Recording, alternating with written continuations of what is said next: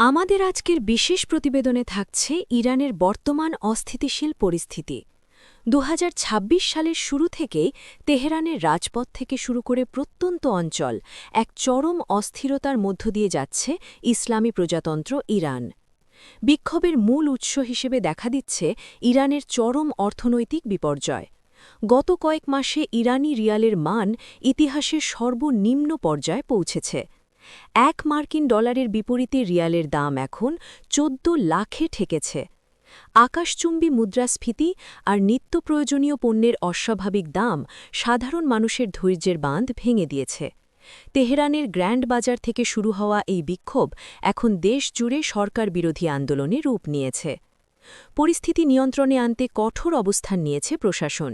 রাজধানীসহ সংঘাতপূর্ণ এলাকাগুলোতে মোতায়েন করা হয়েছে রেভলিউশনারি গার্ড বা আইআরজিসি।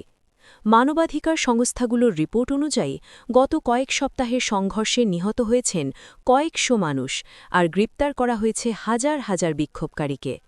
বহির্বিশ্বের সাথে যোগাযোগ বিচ্ছিন্ন করতে ইরান জুড়ে দীর্ঘমেয়াদী ইন্টারনেট ব্ল্যাকআউট জারি করা হয়েছে।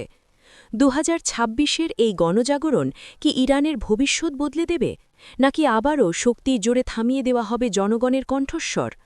বিশ্বের নজর এখন তেহরানের দিকে। পরবর্তী খবরের জন্য আমাদের সাথেই থাকুন। ধন্যবাদ।